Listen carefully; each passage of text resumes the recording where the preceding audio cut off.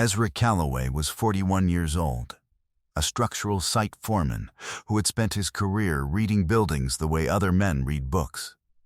From the foundation up, checking every joint, every load-bearing connection, every point where one thing had to trust another to hold. He had shipped out on a Thursday in early September, 19 months before this story ends. His wife had kissed him at the gate. She had looked him in the eye and told him to come back to her. He came back. She had moved on before he made it home. What he returned to would take him 7 months to fully understand, and everything she had assumed about what that meant turned out to be wrong. Before we go any further, drop a comment letting us know where in the world you're watching from, and subscribe, because tomorrow's story is one you won't want to miss. The morning was still gray, a low October sky pressing close to the rooftops, when Ezra first drove past the house and didn't stop. He had driven from the base in 14 hours, stopping once for fuel and once for coffee at a truck stop outside of Macon. He hadn't called ahead. He had wanted to see the house the way it actually was, not the way it arranged itself when someone knew he was coming. The porch light was on. There was a second vehicle in the drive, a dark blue SUV he didn't recognize. He kept going. He sat in a parking lot 3 blocks away for 18 minutes. He didn't reach for his phone. He watched a crow work over something in the far corner of the lot, methodical and unbothered. Then he started the truck and drove to his aunt's house on the east side of town. Her name was Celeste Pemberton. She was 67 years old, retired from 22 years as a paralegal. And she had the particular quality of women who have spent a career in rooms where important decisions get made. She never dramatized what was real, because reality was already serious enough. She opened the door before he knocked. She stepped aside to let him in. She put a plate in front of him and went about making coffee without asking him anything. She let him eat. When the plate was empty, she sat across the table, folded her hands on the surface, and said, "I kept everything. I need you to let me get through all of it before you ask questions." He looked at her. He said, "All right." Ezra had met Pauline Osei Bonsu at a job site walkthrough in the spring of his 34th year. She was the civil engineer's assistant, walking the property ahead of a permit inspection, and she wore her hard hat at a slightly wrong angle that told him immediately she wasn't usually on site. He corrected the angle. She thanked him without embarrassment. They talked about load paths and soil composition for longer than either of them had intended. They were married 14 months later, in a ceremony at her parents' church in southwest Atlanta. Her father shook Ezra's hand and said, "Not as ceremony, but as a real communication of one man to another. She doesn't let many people in close. You're one of the ones she let in." The first 3 years were the kind of quiet good that people don't describe very well, because there's not much to say beyond. It was right. He worked the sites. She passed her licensing exam on the first attempt.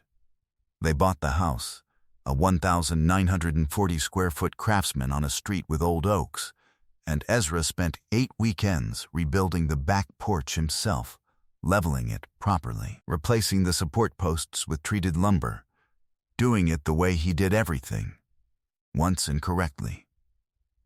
The 4th year was different, not in any way that announced itself clearly. It was more like a texture shift, the way a material changes before it fails, almost imperceptible unless you know what to look for. And Ezra knew what to look for. She was traveling more. Not an unusual amount, not for her position, but the quality of her arrivals changed. She used to come through the door and tell him something about where she'd been. She stopped volunteering. He asked. She answered. That was not the same. He had filed it away. He had chosen to interpret it generously, the way he always did with things he couldn't yet measure. There was a weekend in February of the year he deployed, 8 months before he left, when Pauline's cousin needed help relocating from Savannah on short notice. Pauline was finishing a report with a hard deadline. Ezra drove down alone on a Saturday morning, loaded the truck, drove back, unloaded, drove the cousin to the temporary apartment on the north side, stayed 3 hours helping her get the furniture placed, and made it home by 9:47 that night. Pauline thanked him. She said he was good about things like that. She was already looking back at her laptop when she said it. His crew chief, a man named Dorian Bates, who had worked beside him for 6 years, had told him something once on a job site, during a lunch break, watching the street below. "You know what your problem is, Calloway? You hold everything together so well that nobody thinks to check whether you need holding." He had laughed. Dorian hadn't been laughing. "I mean it," Dorian had said. "I've never seen you ask for anything once." Ezra hadn't known what to do with that at the time. He had put it somewhere and not visited it again. That was what she had never found worth knowing, that the man whose steadiness she had stopped registering was the reason everything around her had remained upright. Celeste didn't start at the beginning. She started with the document. She laid it on the table between them. A marriage certificate, issued by Fulton County, dated March 14th, 7 months after Ezra had been listed as missing in action, and 4 months before he was confirmed alive. His wife's name was printed clearly. The second name was one he didn't know. He read it once. He set it face down on the table. He did not raise his voice. He did not stand up. He looked at the ceiling for a moment, then back at his aunt, and he said, quietly, "How long have you had this?" "Since April," she said. "I found out in February. I waited until you were home." She poured more coffee. She continued. She had been watching since the previous November, watching the house specifically, for a reason she would explain. A neighbor on the block, a retired school teacher named Gloria, who had known Ezra's family since he was 9 years old, had called Celeste in November with something she wasn't comfortable knowing alone. The blue SUV. How often it appeared. How long it stayed. This had been going on since the previous August, 2 months before Ezra shipped out, and months before he was ever listed as missing. Celeste opened a folder. Inside were dates, times, a vehicle registration she had run through a contact she still had at the county. The vehicle belonged to a man named Marcus Adeyemi, 46, a commercial real estate broker with offices in Buckhead. Then she said, "There's more." Ezra was looking at the document in front of him.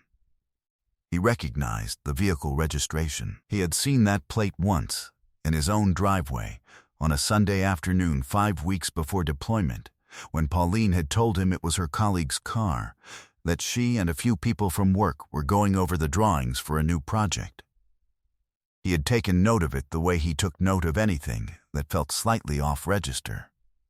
Not with alarm, just with the quiet attention of someone trained to see what doesn't align before committing to it. He had filed it away. He had not reached a conclusion. Now, it had reached one for him. The financial dimension came next. Celeste set down a second sheet, a page from a refinancing agreement, dated 6 weeks after Ezra was listed as missing. The house had been refinanced. The equity accessed was $94,000. Pauline had held a power of attorney document, one Ezra had signed before deployment in the event of emergency. The emergency the document had been used for was a refinance. The proceeds had been transferred to a joint account, an account opened in February of that year, 1 month after the vehicle registration date on the first sheet. 3 months before Ezra had flown out of Hartsfield-Jackson for the last time. The joint account had been opened with Marcus Adeyemi. Ezra sat with that for a long moment. He set down the coffee cup with care, placing it evenly on the table. He looked at the two documents side by side. He looked at the dates.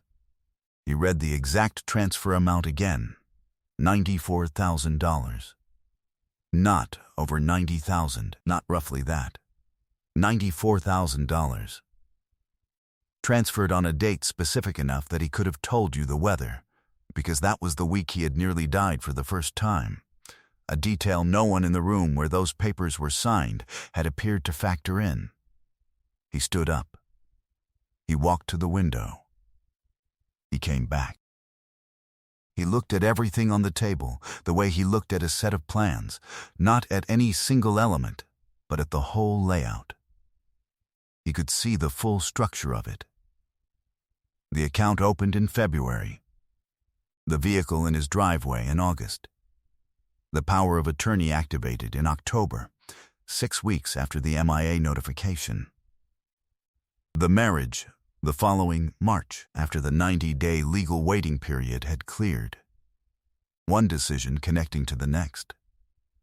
Sequenced, he could see exactly how it had been sequenced.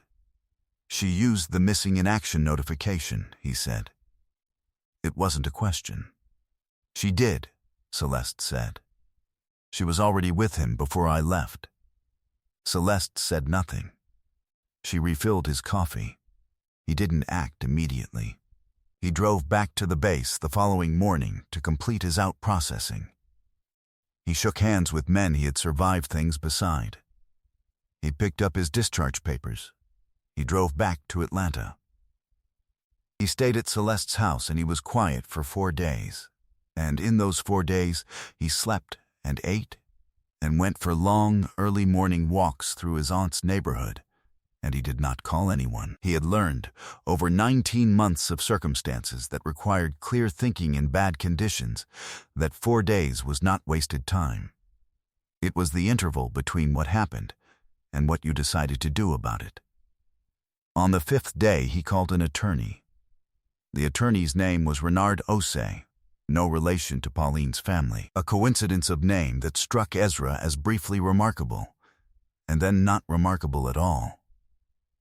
Remarried had been referred by a contact Ezra had at the county licensing office, a man who had called him 3 times while he was overseas, just to leave messages saying the job market was good, and that Ezra's reputation was intact. Remarried operated out of a small firm on the north side, and he called Ezra at 6:12 the morning after being referred, because he had started working the moment he put the phone down.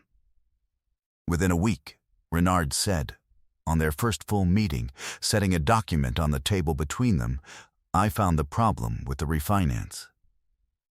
He pointed to a clause in the original mortgage, a joint property provision that required both signatories for any equity transaction exceeding a threshold. The threshold was $50,000. The power of attorney document Pauline had used had been drafted for medical and financial decisions in the event of incapacitation, not for the transfer of marital property. The refinance had bypassed the provision. It doesn't hold up, Remarried said. He was calm about it, the way a man is calm when he has checked the same conclusion from 3 different angles and gotten the same result each time. I've already filed a civil action. 2 weeks after that, Remarried brought in a forensic accountant. Her name was Audra Sims, retired from the IRS, compact and precise. The kind of professional whose sentences had no wasted words. She had spent 9 days mapping the joint account. What she surfaced was worse than what Celeste had shown him. The $94,000 transfer had been the primary movement, but there were secondary transactions, a second account. This one a business LLC registered in Pauline's name and not Ayemi's, funded in part through a routing that traced back, through 2 steps, to an equity line of credit on the property. An equity line Ezra had signed into the mortgage structure 3 years ago as a home improvement reserve and had never drawn from. It had been drawn from 8 months ago. The amount was $31,000. Total moved without his knowledge, $125,000. Audra placed the trace document on the table. She walked Renard through it. She did not editorialize. The numbers were their own argument. Pauline called during the third week. Ezra didn't pick up. Her first voicemail was composed. Her voice carried the particular careful quality of someone who has practiced a message until it feels spontaneous. She was sorry. She had grieved him. She had not known he would return. She had moved forward the way people move forward when they believe someone is gone. Her phrasing was considered. It sounded like something she had written down first. The second voicemail came 2 days later. It was shorter, and the edges of it were different. She wanted to talk. She wanted him to understand. Something in her voice had shifted. A softness in places where the first message had been controlled. A tightness in places where she had previously managed to sound settled. He listened to both of them once. He noted the difference without naming it. It told him something about her state that the first message had been designed to conceal. He approached the whole of it the way he approached a structural discrepancy on a job site, not emotionally, but with a checklist. One item confirmed, then the next. The feeling could wait. The documentation could not, and the documentation was in order. In the fourth week, he called her. His voice was cooperative. Level. He proposed that they resolve things without involving a courtroom any further than they already had. He suggested a meeting, a conference room, both attorneys, a structured conversation. She agreed before he finished the sentence. He could hear the relief she was working to keep below the surface. She thought he was meeting her halfway. She thought this was the conversation where the harder parts got softened. He ended the call. Renard was across the table, watching him. "She thinks it's already winding down," Ezra said. Renard said nothing. He refilled his coffee. Ezra reached the conference suite 17 minutes before anyone else was expected. He preferred it that way. The room was on the 14th floor of an office building in Midtown. Long table, neutral walls, 3 windows facing north that let in a flat gray November light. The kind of room that didn't take sides. It had the stillness of a space designed for people who have already agreed to be direct with each other. Renard arrived at 9:06, followed by Audra. Documents organized on one side of the table. No visible urgency. The stillness of a team that had already done the work and was not nervous about what they were about to show. Pauline came in at 9:17 with her attorney, a man named Derek Cole, the kind of attorney whose confidence arrived before he did and filled the room before he could assess whether it was warranted. She made brief eye contact with Ezra. A professional acknowledgement. Then she turned her attention to Renard, as if Ezra were simply a party to proceedings she expected to manage. Ezra watched her take her seat. "Before any discussion of terms," Renard said, "without preamble, there are several matters that require acknowledgement by all parties present." He opened the folder. He began setting documents on the table. Not quickly, not his performance, the unhurried pace of a man who has done this before and has no reason to rush anything. The first document was the refinance agreement. Renard set it down and left it there for a moment, then said, "While Mr. Calloway was designated as missing in action, this transaction was executed using a power of attorney document whose scope did not extend to the transfer of marital property." He paused, not for drama, but because the next sentence needed its own space. The sum involved was $94,000. This was not an authorized transaction under the terms of the original mortgage or the scope of the instrument used to execute it. A civil action has already been filed in connection with this transaction. He allowed the silence to sit for 7 seconds. Ezra counted them. Then, Audra set the second document on the table. Renard walked through it without editorial. The routing, the LLC, the equity line. The 2 installments, $31,000 in total, moved through a structure registered to Pauline and Adeyemi on dates specific enough that anyone in the room could match them to a calendar and know exactly what Ezra had been doing when each one cleared. "This is the second transfer mechanism," Renard said. "The trace is complete. The receiving account and its beneficiaries are identified. This documentation is preserved and will form part of the record going forward." Pauline's expression had not changed, but the effort required to hold it still was visible to anyone paying close attention. Ezra was paying close attention. He watched the muscles along her jaw. He watched the angle of her hands. They had been on the table when she sat down. Now they were below it. Derek Cole looked up from the second document. The ease he had carried into the room had left his expression. "We'll allow time for review," Renard said. "I want to be precise," he continued, "about what we are presenting today and what we are not. We are not making criminal representations in this room. What we are doing is confirming that this documentation exists, that it is preserved, and that it will form part of any proceeding going forward. We are also, and this is the matter immediately before us, requesting a full accounting of the LLC structure and a return of the transferred equity." Derek Cole said something quiet to Pauline. She did not respond. She was still looking at the document in front of her. The room held a silence that lasted 11 seconds. Ezra stood. He took nothing from the table. He had brought one folder with him, and it had served its purpose. He buttoned his jacket. He shook Renard's hand. He walked toward the door. He stopped. He turned. He looked at Pauline directly. Not loudly, not for Renard or Audra or anyone else. Specifically for her. Because what he had to say was not an argument. It was a correction, delivered to the person who needed the record straight. "You moved forward because you believed I was gone," he said. "I understand that. But you moved money before I was ever missing, Pauline.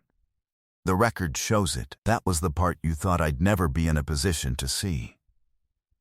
He walked out. He did not look back. It didn't come apart in a single week. The LLC was the first pressure point. Within 60 days of the conference room, the civil filing had attached to the LLC's operating account a hold pending resolution. Adeyemi's brokerage had 2 ongoing commercial deals that required clean financial documentation. The hold complicated both of them. His firm had a reputation built on clients who needed certainty. Clients who needed certainty began having conversations with other brokers. The flush, early-stage quality of the horizon Pauline had chosen began revealing the structure beneath it. The marriage license itself was the second issue. The legal proceeding had surfaced the timeline with precision. The relationship predating deployment, the power of attorney used in circumstances that fell outside its stated scope. The joint account opened, while Ezra was still stateside. Her attorney had been engaged to defend a proceeding. He was now managing several of them. Her professional network went quiet in the places that mattered. 3 referrals she had been depending on, from contacts who had known Ezra, who had worked jobs adjacent to his, didn't come through. They hadn't been retracted. They had simply stopped being returned. She was carrying what she had chosen to carry. It didn't announce itself loudly. It was just constant. Ezra was building something. Not in a hurry. He didn't build anything in a hurry. His name appeared on a contract with a regional developer, a mixed-use project on the Southwest Corridor, a scope that had surprised him slightly when the numbers were confirmed. He had 3 people working under him by January, a 4th starting in March. He returned every message the same afternoon. He gave timelines and hit them. His crew chief Dorian called from the north side to say he'd been hearing Ezra's name come up in the right rooms. The way it should have been the whole time, Dorian said. Now people are saying it out loud. I know, Ezra said. And he did. 14 months after the conference room, Ezra moved into an office on the second floor of a converted brick building near the west side, 2 windows facing the street. A drafting table he had found at a salvage yard and refinished himself, which had taken him 6 evenings over 2 weeks and come out exactly right. His name was on the door. Not a placard. He had the letters cut and applied to the glass himself, and he had checked them with a level. On the day he moved in, he hung one thing on the wall behind the drafting table, the first city building permit he had ever pulled in his own name from a small residential contract 17 years ago. The permit was yellowed, and the type was small, and it was not impressive to look at. He hung it level. He stood back and looked at it. Then, he sat down at the drafting table. He spread the plans for the Southwest Corridor project out in front of him, and he went to work. On a Thursday evening in late February, Ezra sat on the back steps of the new office building, where a small concrete landing looked out over a parking lot, and, beyond that, a row of oaks still bare from the winter.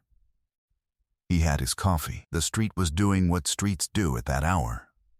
The slow, deliberate transition between the day's last traffic and the evening's first quiet.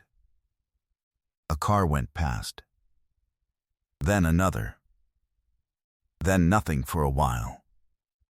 His phone was inside. His work was inside. His name was on the door above him, and in the morning his 4th crew member would start. And there were plans on the drafting table that had his handwriting on the margins and the correct answers already marked.